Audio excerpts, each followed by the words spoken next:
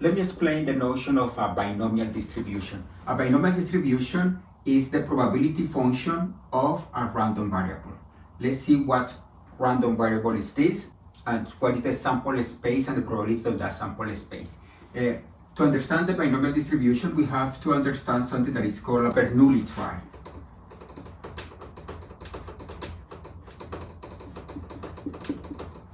A Bernoulli Trial is an experiment that has two possibilities. We call them S and F. S is because we call that a success, and F is a failure. And we are going to assume that the probability of S is P and the probability of F is 1 minus P. In this case, P is a number between 0 and 1. And an example of a Bernoulli trial is when we toss a coin, and that coin, for example, if the coin is loaded and it has a probability 0.4 of having a head, then this, in this case, P would be 0.4 and 1 minus P would be 0.6. But this is just a Bernoulli trial. But the binomial distribution has to do when we do a Bernoulli trial n times. Then doing n Bernoulli trials.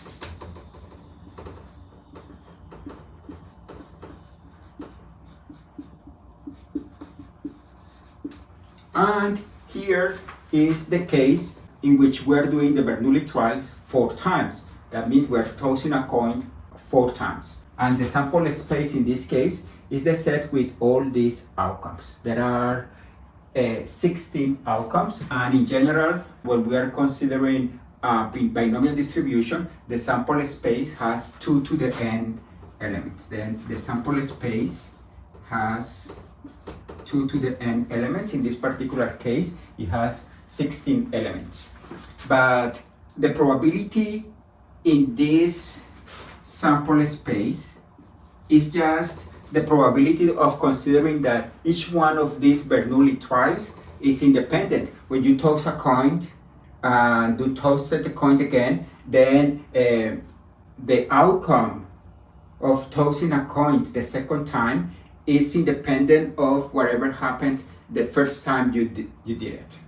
And then the probability is just computed like this. For example, the probability of having head is just 0.4 times 0.4 times 0.4 times 0.4 is 0.4 to the 4.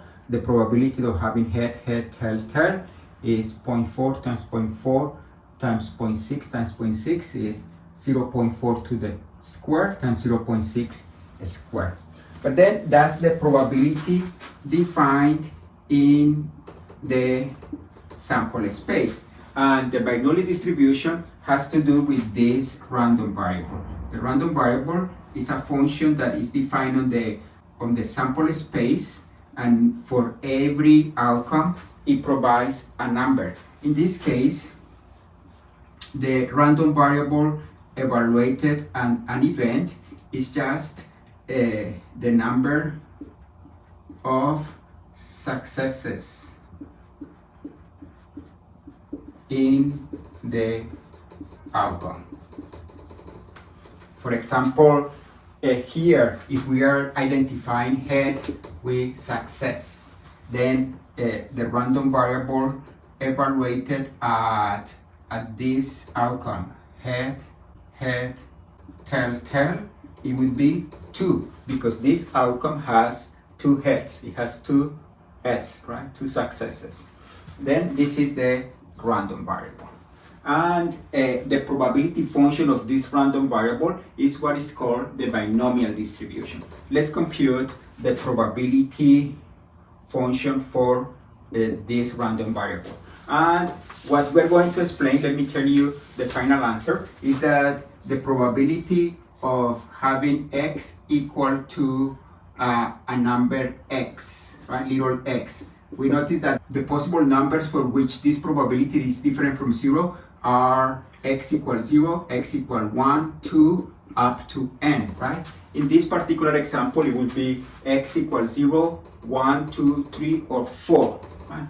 And the answer for this probability is going to be n choose x times p to the x times q. We refer to q as 1 minus p. In this case, p is 0.4 and q is 0.6.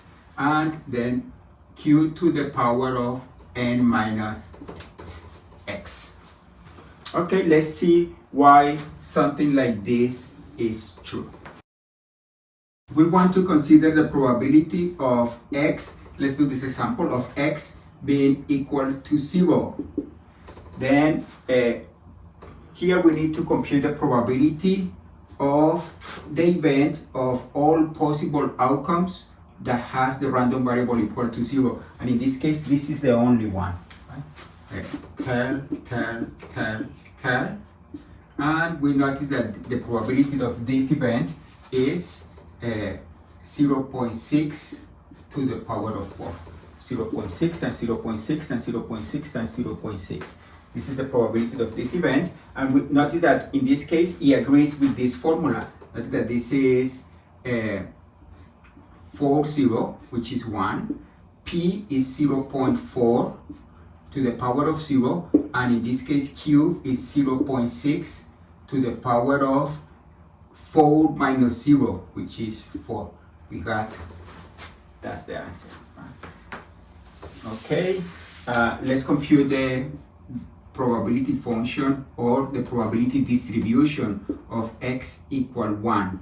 In this case, this is the probability of possible outcomes that has the random variable equal to 1. That means the random variable is number of heads in that outcome. And in this case, are these the outcomes that has only one head. Notice that the only one head can be in the first position, in the second position, third position, or fourth position. Then in this case, the event is head, tail, head, tail, head, tail, head, tail, and tail, head. Right?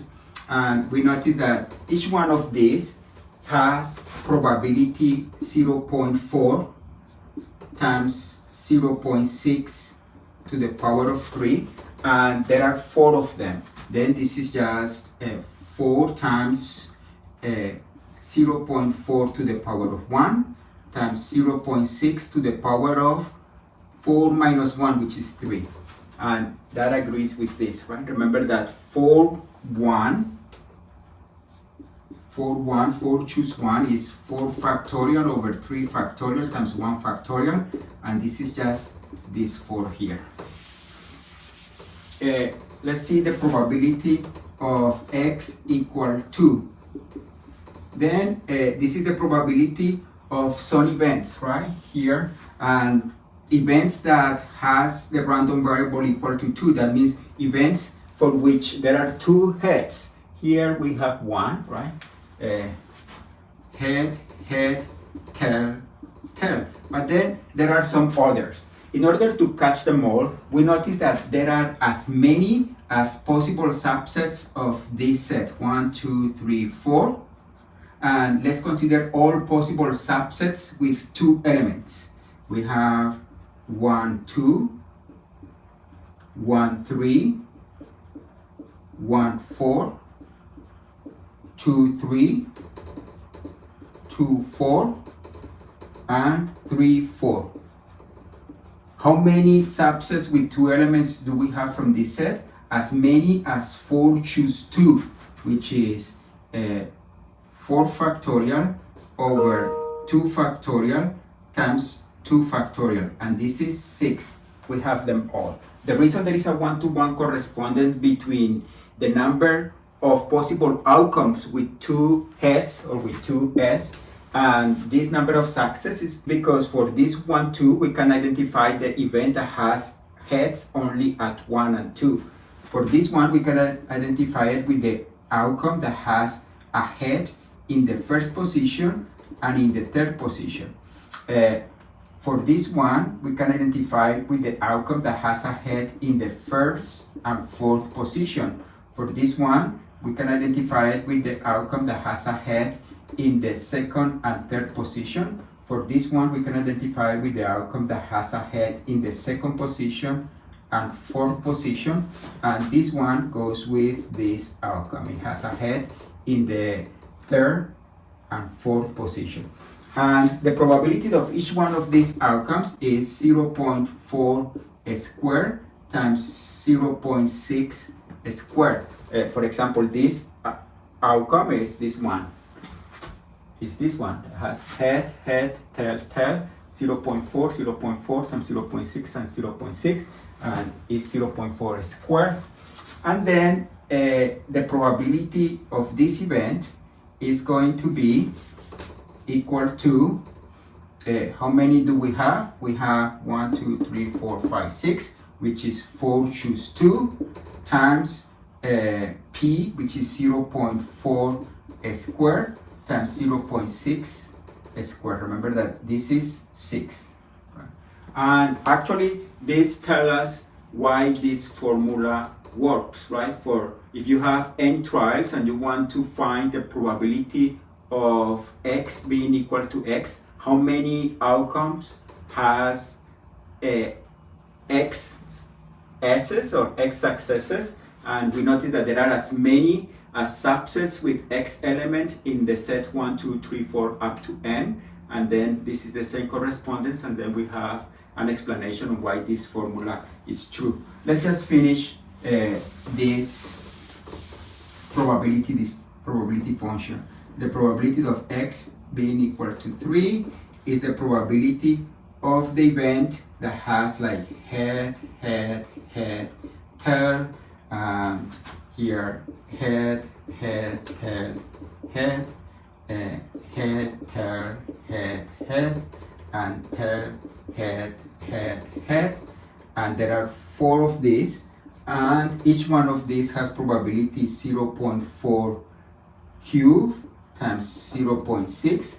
Then there are as many as 4 times 0.4 cubed times 0.6 to the power of 1, which agree with this formula. 4, 3, x is equal to 3, 4, 3 times 0.4 to the 3 times 0.6, which is cubed, to the 3 minus 1, which is 1. And the last one, the probability of x being equal to 4. This is just the probability of the event head, which is just 0.4 to the power of 4, and he agrees with this formula. 4 is 1, 4 choose 4 is 1, 0.4 to the 4 times 0.6 to the 0, and we have this number. They agree. This is in general the binomial distribution, and it has to do with n binomial trials, like head and tail, in which we know the probability of one of them that we are calling S, and the random variable is for every outcome. The random variable tells us how many heads do we have and how many S do we have. Okay, this is the binomial distribution.